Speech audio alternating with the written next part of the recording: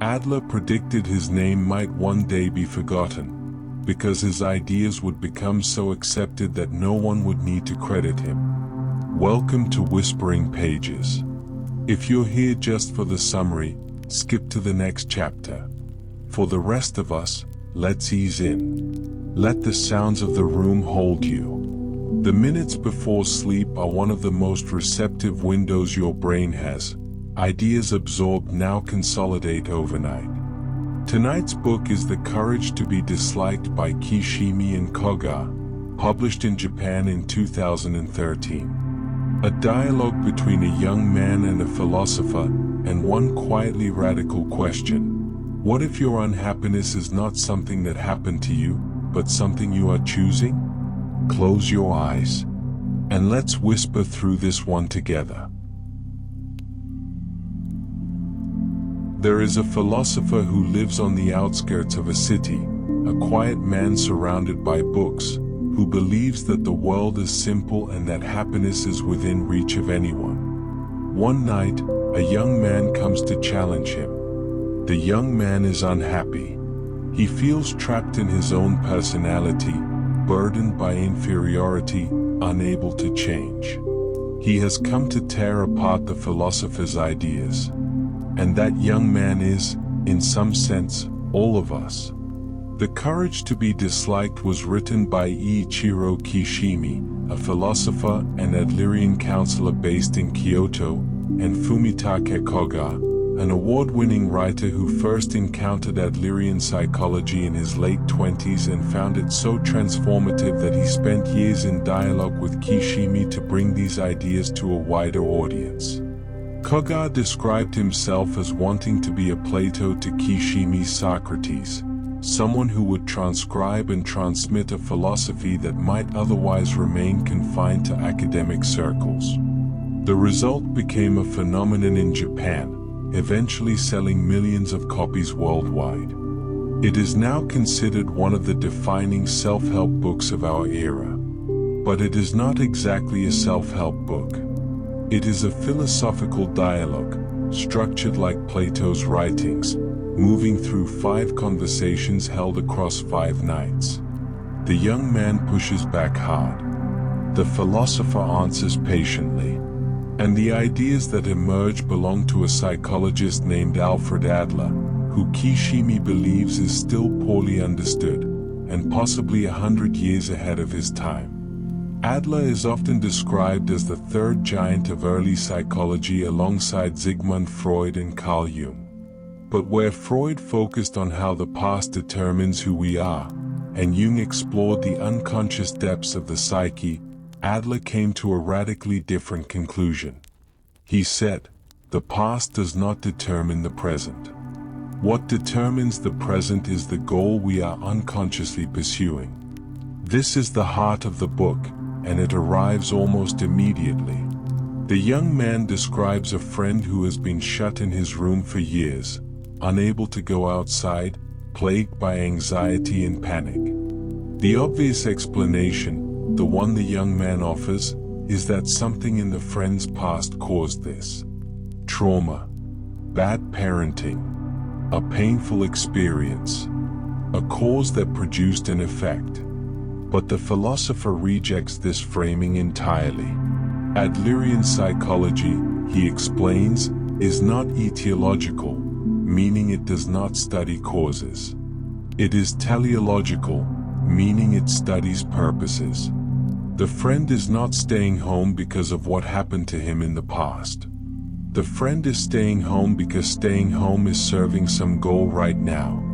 The anxiety is real.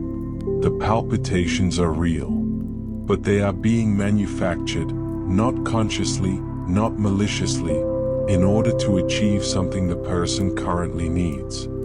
This sounds shocking the first time you encounter it. And the young man is shocked. It sounds like you're saying my friend is faking it, he says. No, the philosopher replies. The symptoms are genuine. But the direction of causality is reversed from what you think. It is not, past pain caused present paralysis. It is, a present goal is producing present symptoms. What goal could possibly be served by not leaving your room? Safety from failure, freedom from judgment, an escape from the responsibilities and risks of showing up in the world. The philosopher is not being callous. He is pointing to something liberating. Because if the friend's situation is the result of a cause in the past, it cannot be undone. But if it is the result of a goal in the present, it can be changed, right now, today, by choosing a different goal. The past cannot be rewritten, but the future is still being written. This is Adler's first great gift, the idea that we are not the sum of our experiences. We are the meaning we give to our experiences. The second night takes us deeper into what Adler considers the root of nearly all human suffering, the feeling of inferiority. Everyone, Adler says, carries a feeling of inferiority. This is not a pathology. It is simply the awareness that we are not yet who we could be, that there is a gap between where we are and where we want to be. In small doses, this awareness is healthy. It motivates us. It pushes us to grow, to try harder. The problem is not the feeling of inferiority itself. The problem is what we do when we cannot tolerate it. When the feeling of inferiority becomes unbearable, people often develop what Adler calls an inferiority complex. This is subtly different. An inferiority complex is what happens when you start using your inferiority as an excuse. Instead of thinking, I am not well educated, so I will work harder, you think, I am not well educated, so I cannot succeed. The gap becomes a wall, a reason not to try. But there is a third pattern, and it is less obvious. Some people, unable to tolerate their inferiority and unwilling to put in the healthy effort of growth, take a shortcut. They cultivate what Adler calls a superiority complex, a fabricated feeling of superiority that masks the inferiority underneath. They name drop. They boast. They surround themselves with powerful people and let the association do the work of self-worth. The philosopher makes a point the young man finds startling. Those who boast the most are hiding the deepest feelings of inadequacy. True confidence does not need to announce itself. If you really know your worth, you feel no urgency to prove it. And then there is a subtler form of the superiority complex, using misfortune as power. Some people discover that suffering grants them a kind of authority. If they claim their wounds loudly enough, no one can challenge them. No one can suggest they change, or try, or do differently, because the wound becomes a shield. You don't know what I've been through. The philosopher is not dismissing their pain. He is pointing out that some people find a perverse advantage in remaining victims. And as long as they do, they will need the misfortune. They will be unable to let it go.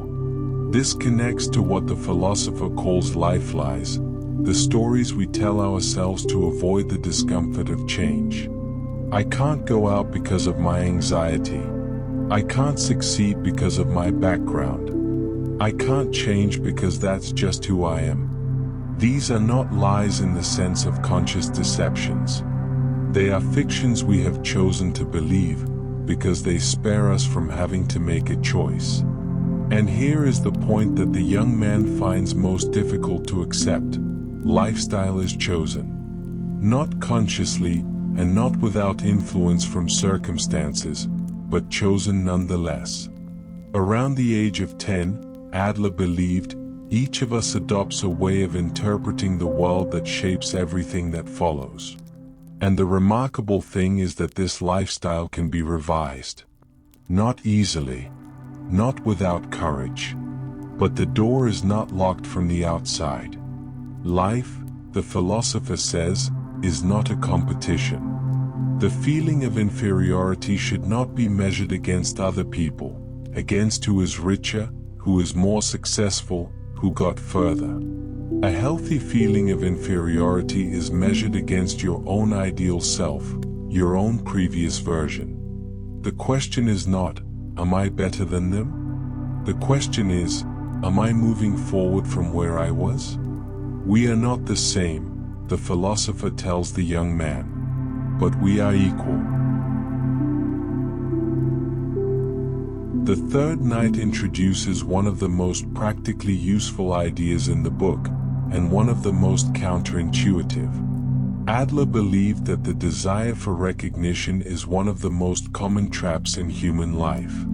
Not because recognition feels bad, it can feel wonderful, but because when you organize your life around earning it, you gradually stop living your own life. You start living someone else's. Think about what happens when you do something for recognition. You pick up litter at work and nobody notices. You stop picking it up. Or you work long hours to impress a boss who never says thank you. You start to resent the job, and then the boss, and then yourself for caring. The desire for recognition places the center of your life outside you. Other people's opinions become the measure of your worth. And since no one can ever fully control how they are perceived, you spend your life in a state of perpetual uncertainty. The philosopher's answer is a concept he calls the separation of tasks. Every situation involves two kinds of tasks, your tasks and other people's tasks. The way to separate them is simple. Ask who ultimately bears the consequences of the choice. If a child does not study, who suffers the consequences? Not the parent, the child. Studying is therefore the child's task, not the parent's. The parent's task is to make clear that help is available whenever the child chooses to accept it, but not to intrude, not to force, not to hijack a task that doesn't belong to them. This is a genuinely hard idea for anyone who has ever cared about another person. It can sound like indifference, but the philosopher draws a careful distinction between non-interference, not even caring what the child does, and the separation of tasks, which means caring deeply, staying present, offering help, and still ultimately recognizing that the choice belongs to them. The same principle applies to how others judge you. If you do something kind, or creative, or brave, how other people respond to it is not your task. You cannot control it. You can only control the act itself. Whether they appreciate it, challenge it, or ignore it entirely, that belongs to them. And this leads to something the philosopher says with startling directness: you do not need to be liked. Not just that you can survive without being liked, but that seeking to be liked, structuring your behavior around what will earn approval, is itself a kind of trap. Because the moment you start living to satisfy other people's expectations, you stop being yourself. You become a performance.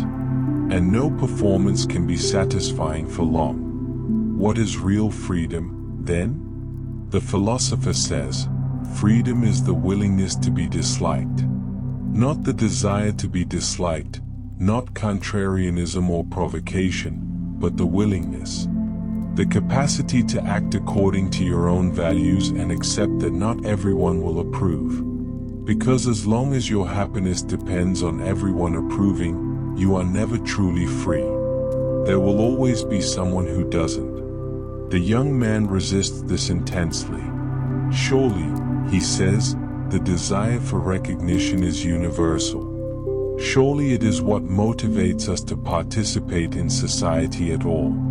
And the philosopher does not deny that recognition feels good. He is simply saying it cannot be the source of your worth. It cannot be the foundation, because it is not in your hands. The tasks that face us in life, Adler argued, fall into three broad categories: work, friendship, and love. Each requires a different kind of courage: the courage to contribute, the courage to connect, the courage to commit. And in each of these areas, the temptation is to organize it around managing what others think of us. The separation of tasks is the practice of bringing it back, of recognizing what is ours to do, and doing it without demanding a particular response.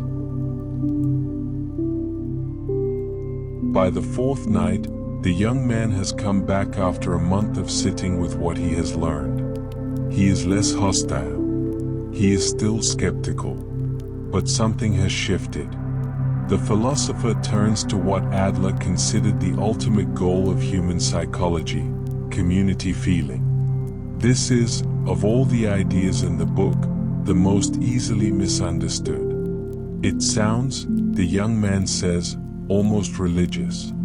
Like a warm abstraction. What does community feeling actually mean? For Adler, community feeling is not sentimentality. It is a specific psychological orientation. It means the experience of belonging. The sense that it is okay to be here. That you are a comrade among comrades rather than an isolated being navigating a threatening world. And this sense of belonging, Adler argued, is not something the world grants you. It is something you choose to participate in, or not.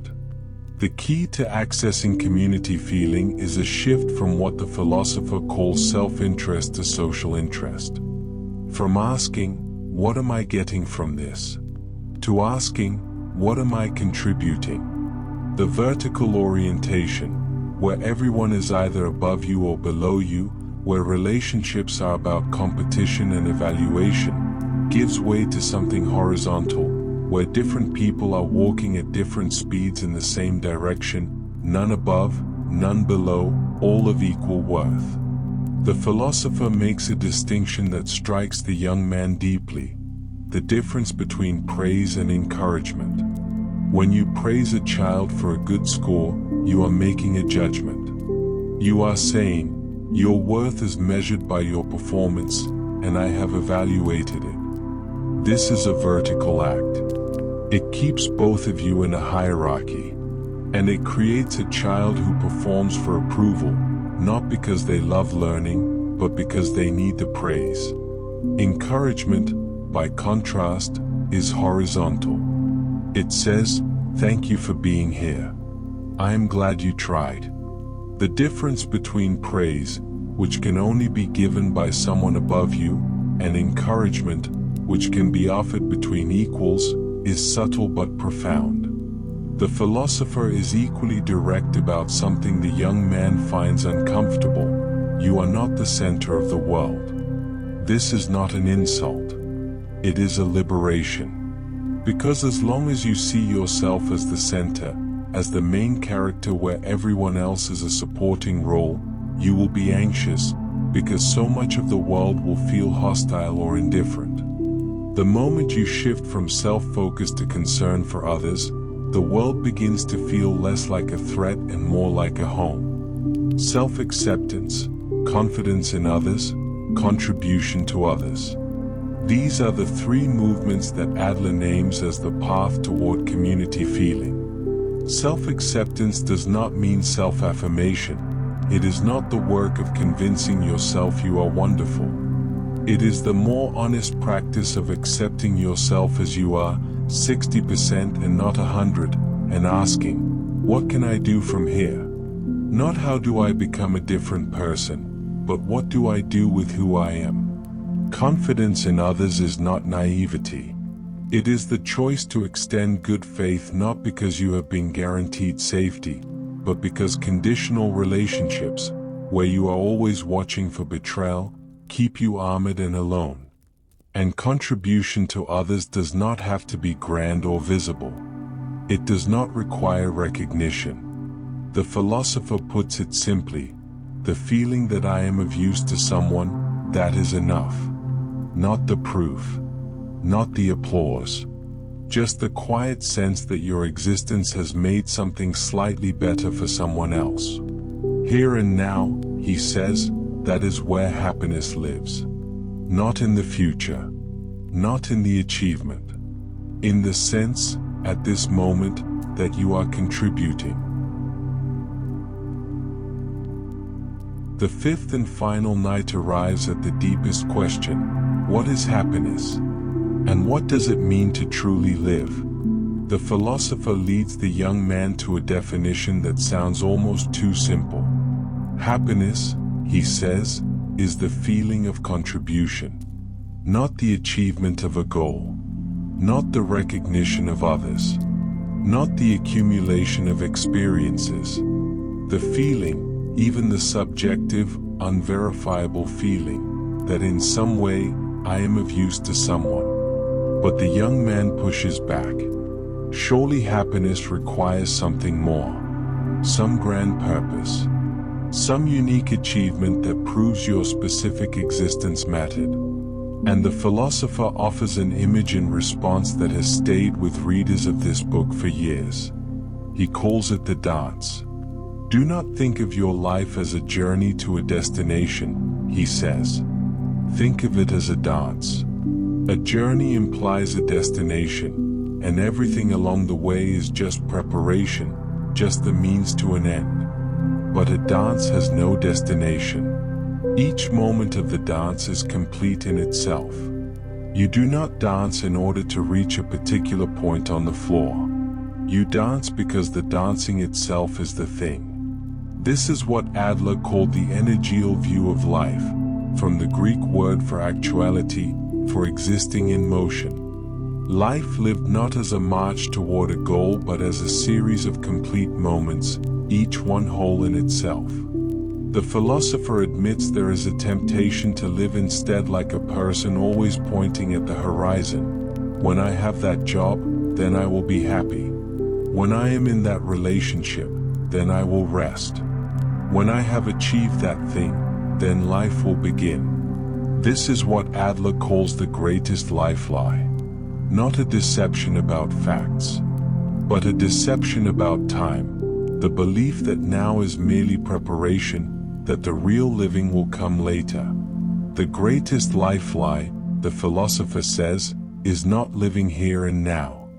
And then Adler adds something that might be the most bracing line in the entire book.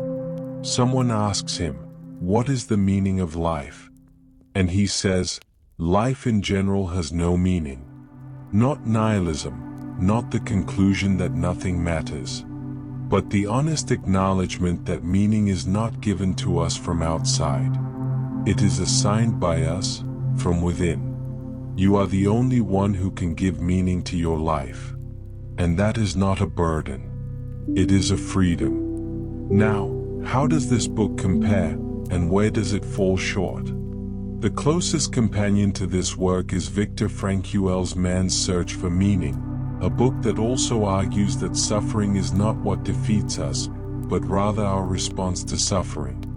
Frankl arrived at similar conclusions from entirely different circumstances, surviving conditions of unimaginable horror and finding that even there, meaning could be chosen. The courage to be disliked fills a gap Frankl leaves open. Where Frankl explores the why of meaning, Adler and Kishimi explore the how, the specific interpersonal mechanisms that trap people and the concrete moves that can release them. If you find this book compelling, Frankl will give it a deeper philosophical foundation. The Subtle Art of Not Giving a F*** by Mark Manson covers adjacent territory, the idea that seeking approval is self-defeating, that values matter more than comfort, but in a brasher, more irreverent register. If Manson is the friend who tells you hard truths with a laugh, Kishimi is the friend who tells them with patient compassion. Each reaches you in a different state of mind. But this book has real limitations. Its framing, that all problems are interpersonal relationship problems, is occasionally too tidy.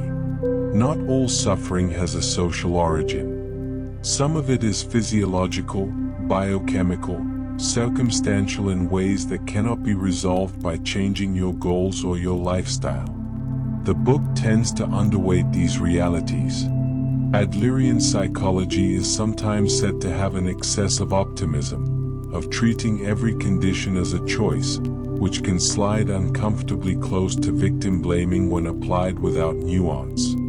And the dialogue format, while charming, means the young man sometimes exists mainly to be wrong, to voice objections that the philosopher can dismantle. Real dialogue is messier than that. The philosopher wins every exchange. Life rarely offers such clean resolutions.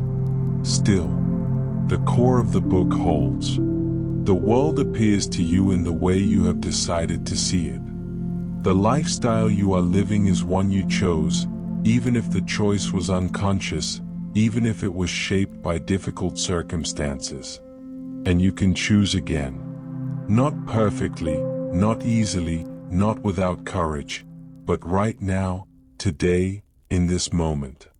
The young man leaves the philosopher's house on the fifth night to find fresh snow on the ground. He draws a deep breath, looks at the bright, clean world, and murmurs to himself, "The world is simple, and life is too. Sleep well. And we'll see you at Whispering Pages for the next one."